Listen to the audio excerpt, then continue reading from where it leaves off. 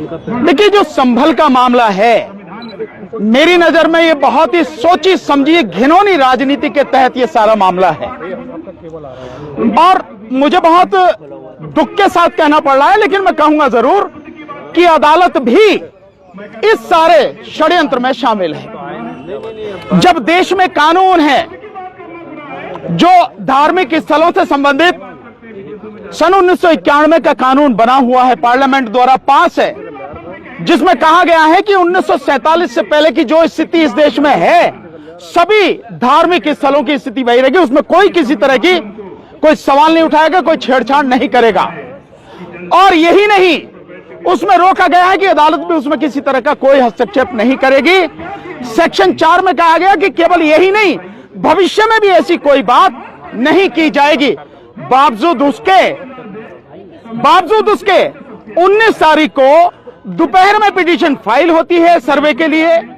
Court उसी समय जो रेस्पोंडेंट हैं उनको सुने बिना, उनको मौका दिए बिना, जो प्राकृतिक न्याय का एक सिद्धांत है उसको लागू किए बिना उसी दिन तत्काल आदेश करती है। और बड़े मजेदार बात देखिए कि इधर आदेश पारित हुआ और शाम तक जो है एएसआई के लोग सर्वे करने पहुंच भी गए।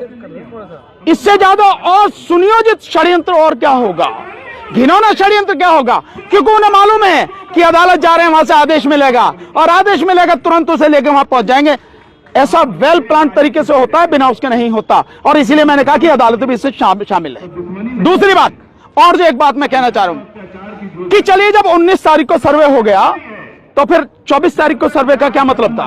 और सुबह 6 साढ़े 6 बजे पहुंच के सर्वे करने, और उसके बाद में जो हुआ 5 नौजवान बच्चे जो हैं हमारे, उनकी जान चली गई, हत्या की गई उनकी। मैं सीधा कहूंगा, उनकी हत्या। पहले सवाल का जवाब ले लीजिए यार, इसीलिए मैंने आपसे कहा पहले जवाब आने दो, उसके बाद में जो आप सवाल पूछना।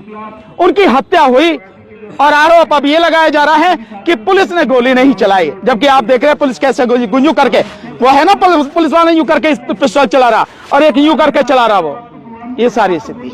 लेकिन पुलिस कमिश्नर ने इनकार किया है सर कि पुलिस की गोली से। आपने कभी देखा है कि कोई अपराधी ये कहता हो कि मैंने अपराध किया है? सर, खुदाई का जो मसला है कि जो एएसआई खुदाई कर सकता है कि नहीं कर सकता? नहीं कर सकता।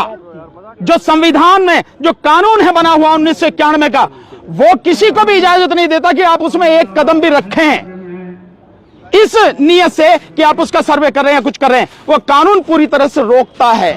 कानून कैसे सर्वे से पता कैसे लगेगा कि क्या पता लगाना है आपको? जब संविधान ने कह दिया, जब इस देश के कानून ने कह दिया कि 1947 से पहले की जो परिस्थिति है वो उसमें कहीं भी कोई भी उस पर कोई सवाल नहीं होगा, कोई छेड़छाड़ नहीं होगी, फिर क्या पता लगाना है आपको? कौन होते हैं आप पता लगाने वाले? एएसआई कौन होता है?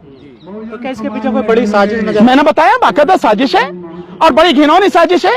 और अगर ये साजिश नहीं होती तो पिटीशन पड़ा, विपक्षी को मौका दिए बिना आदेश हो गए और आदेश तुरंत लागू हो गया। यहाँ सालों साल आदेश पड़े रहते हैं, धूल चाटते रहते हैं, मिट्टी लग जाती है उनपे, अधिकारी कभी गौर ही नहीं करते। और यहाँ तो पहले से तैयार बैठने, सांझ को पहुंच गए वहां। और क्या चाहिए? षड्यंत्र कैसे होता, मिली भगत कैसे होती है, ये सब कुछ सामने है। और 24 तारीख को क्यों किया गया, इसका भी एक कारण है।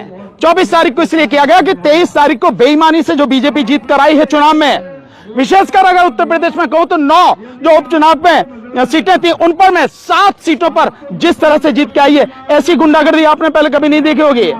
मुस्लिम समाज के लोगों को रिवॉल्वर से डराया गया, रोका गया।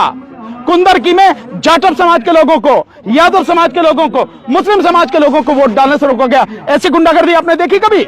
इलेक्शन कमीशन क्या था, कहां था वो? कौन से बिल में घुसा हुआ था? कौन सी रिश्वत लेके चुप बैठा था? कौन सी वफादारी निभा रहा था? जब उसकी जिम्मेदारी है देश के संविधान को बचाने की, जब उसकी जिम्मेदारी है कि निष्पक्ष चुनाव हो, स्वतंत्र और पारदर्शी चुनाव हो, क्या कर रहा था वो? इसलिए ये सब कुछ सोचे समझे साजिश के तहत हो रहा।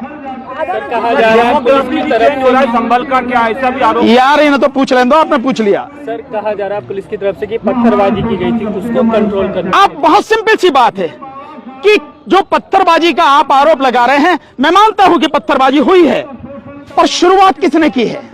वो क्यों शुरुआत हुई है? पत्थरबाजी की क्यों शुरुआत हुई है? आप जाओगे और एक धार्मिक स्थल में कानून को जो है धता बताते हुए, पैरों तले कुचलते हुए आप बिल्कुल गैर कानूनी, गैर संवैधानिक काम करोगे। और उसके बाद जो आपसे पूछा जा रहा है आप उसका जवाब नहीं दोगे। लोग इकट्ठे हो जाए तो उन्हें हटाने के लिए आप गोली चला रहे हैं, और लोग पत्थर चला रहे हैं तो आप कह रहे हैं पत्थरबाजी। गोली क्यों चलाई गई भाई? पत्थरबाजी से पहले आप इसका जवाब दो कि गोली क्यों चलाई गई। पुलिस अगर गोली चलाती है तो गोली उसी स्थिति में चलाती है जब देखे कि अब काबू में नहीं हो सकते। उससे पहले लाठी चार्ज होता है, उससे पहले चेतावनी दी जाती है, और गोली भी चलाई जाती है तो घुटनों से नीचे मारी जाती है ताकि जो है डर के भाग जाए या वो चलने के काबिल ना। ये एक तरीका होता है। आप सीधे सीधे, यार पहले जवाब तो सुन लो, सीधा सीधा आप गोली चला रहे हो और आप कह रहे हो कि मतलब पत्थरबाजी हुई है। क्या वो जो लोग हैं दिमाग खराब है उनका? उन्हें समझ नहीं है कि वो क्या कर रहे हैं क्या नहीं कर रहे हैं। इन सारी चीजों को समझो और समझ, इसीलिए मैं कह रहा हूं उसकी बाकायदा अगर निष्पक्ष जांच हो जाए तो दूध का दूध पानी